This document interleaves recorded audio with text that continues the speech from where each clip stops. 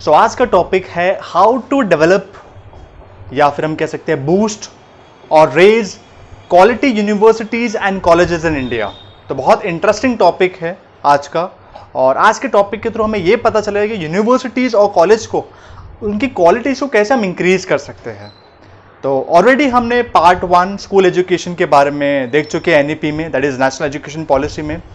आज national education policy का part 2 है, that is called higher education system. अब हायर एजुकेशन सिस्टम में हम बात करेंगे कॉलेजेस की और यूनिवर्सिटीज़ की। तो यूनिवर्सिटीज़ और कॉलेजेस में क्वालिटी एजुकेशन हमें देना है तो उसमें क्या प्रॉब्लम्स है और उसके सोल्यूशन क्या होंगे, that will going to see. Okay, शुरुआत करेंगे सबसे पहले इंपॉर्टेंस को लेकर। तो हायर एजुकेशन जो है बहुत ज़्यादा इंपॉर्टेंट है हमारे सस्टेनेबल लाइवलीहुड के लिए। मतलब अगर हमें अपना पॉवर्टी डिक्रीज करना है और हमें अपनी लाइफ इंप्रूव करना है तो हमें हायर एजुकेशन पे फोकस करना पड़ेगा। और हायर एजुकेशन से ना सिर्फ हमारा डेवलपमेंट होगा बल्कि हमारा इकोनॉमिक डेवलपमेंट भी होगा हमारे नेशन का। तो ये इसलिए बहुत ज़रूरी है। अब बात करेंगे आगे के, जैसे कि वक्त जैसे आगे बढ़ते जा रहा है और टेक्नोलॉजीज इंप्रूव होते जा रही है तो हायर एजुकेशन का इंपॉर्टेंट भी बहुत ज़्यादा हो रहा है। अब इससे क्या हो रहा है कि हमारी जो सोसाइटी है बहुत नॉलेजेबल बन रही है और ज़्यादातर जो यंगस्टर है और यंग इंडियंस जो है वो एस्पायर हो रहे हैं हायर एजुकेशन की तरफ, ज़्यादा हायर एजुकेशन पढ़ रहे हैं, जो कि बहुत अच्छी साइन है, पॉजिटिव साइंस है। तो 21st सेंचुरी हमारी जो कि चल रही है और यहाँ पर हम एजुकेशन को बहुत ज़्यादा इंपॉर्टेंट दे रहे हैं, जो कि बहुत अच्छी बात है। तो एजुकेशन से हमारा बहुत ज़्यादा इंप्रूवमेंट हो रहा है।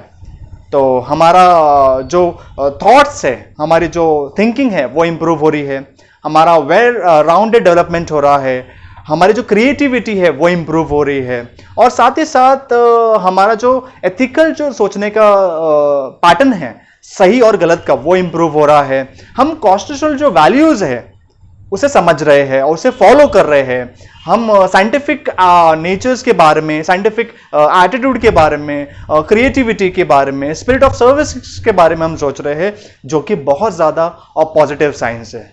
बट इतने ज़्यादा पॉजिटिव साइंस होने के बावजूद भी हमारे हायर एजुकेशन में बहुत सारे प्रॉब्लम्स है। अब हम शुरुआत करेंगे हमारी प्रॉब्लम्स को लेकर कि हमारी हायर एजुकेशन में क्या क्या प्रॉब्लम्स है। तो सबसे पहले है number 1, that is called rigid separation of discipline. तो हमारे एजुकेशन सिस्टम में, हायर एजुकेशन सिस्टम में आर्ट्स, कॉमर्स, साइंस, ये तीनों फैकल्टीज अलग अलग है, जो कि बहुत रिजिड है। और उसका सेपरेशन जो ऐसा है कि अगर आप आर्ट्स में जा रहे हो तो आपको वही सब्जेक्ट्स लेना है, कॉमर्स में जा रहे हो तो वही सब्जेक्ट्स लेना है, साइंस में जा रहे हो तो आपको वही सब्जेक्ट्स लेना है। तो हमारे यहाँ फ्लेक्सिबिलिटी नहीं है, नंबर 1, ये तो बहुत बड़ा प्रॉब्लम है। सेकेंड आता है less emphasised on the development of cognitive skills and learning outcomes.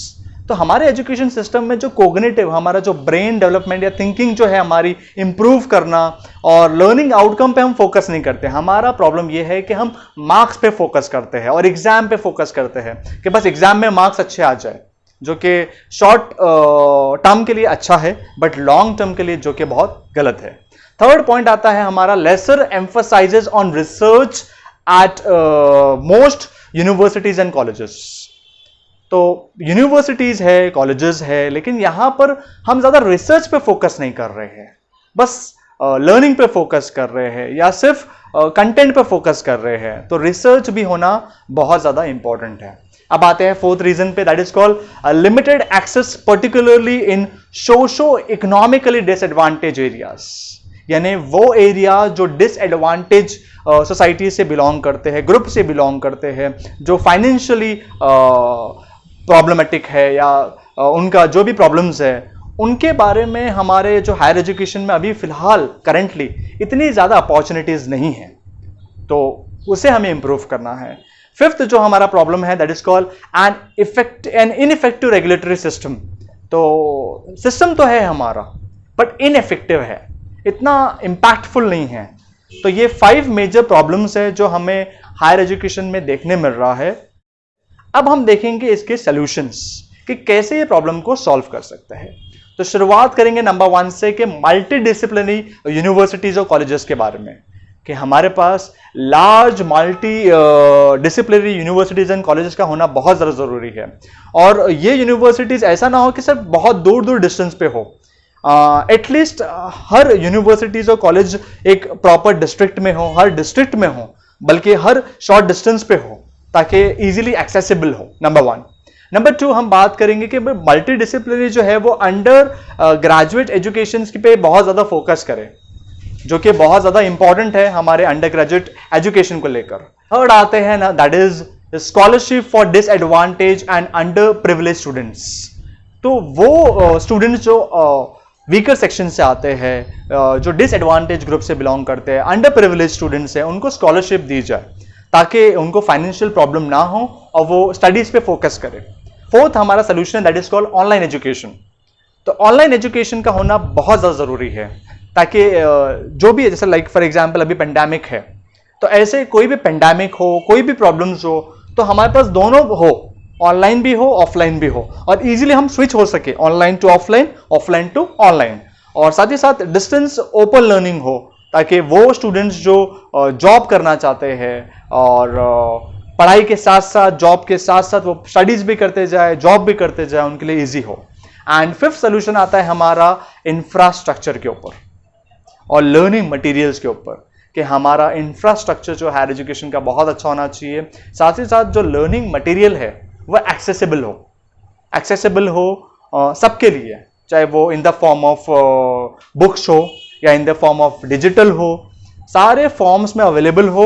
और साथ ही साथ वो फॉर्म में भी हो जो डिसेबल्ड स्टूडेंट जो है, जिन्हें लर्निंग डिसेबिलिटी है, उनके अकॉर्डिंग भी हमारा लर्निंग जो मटेरियल है वो अवेलेबल होना चाहिए।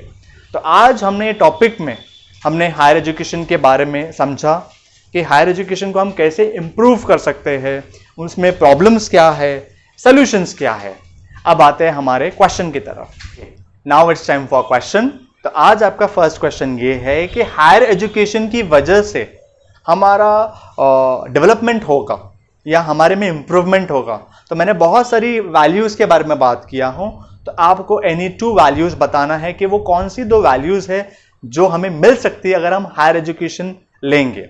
साथ ही साथ मैंने आपको प्रॉब्लम्स बताया हूँ और सोल्यूशंस भी बताया हूँ। तो प्रॉब्लम्स में आपका प्रॉब्लम जो मैंने आपको बताया हूँ उसमें पॉइंट नंबर 2 क्या है और सोल्यूशंस में पॉइंट नंबर 2 क्या है, that you have to write it. Now it's time for conclusion.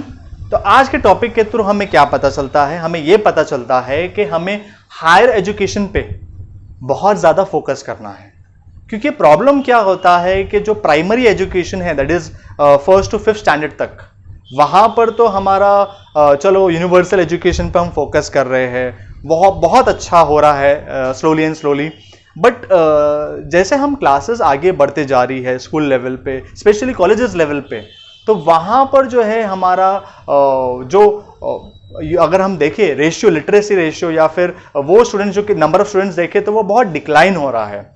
ज़्यादा स्टूडेंट्स हायर एजुकेशन पे नहीं जाते हैं, जो कि बहुत गलत है।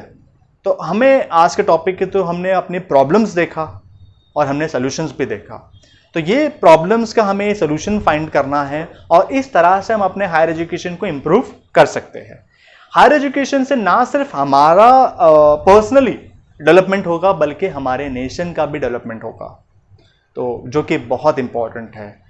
तो इट्स वेरी वेरी इंपॉर्टेंट कि हम अपने हायर एजुकेशन सिस्टम में चेंजेस लेकर आए एज पर हमारी नेशनल एजुकेशन जो पॉलिसी है 2020 उसके अकॉर्डिंग। सो आई होप आज का टॉपिक आपको अच्छा लगा होगा। अगर आपको ये टॉपिक अच्छा लगा है तो प्लीज़ लाइक दिस वीडियो, और अगर अब तक आपने हमारे चैनल को सब्सक्राइब नहीं किया है तो please subscribe it and click the bell icon, ताकि आपको ऐसे ही वीडियोज़ मिलते रहे। So thank you for watching this video, take care, good bye.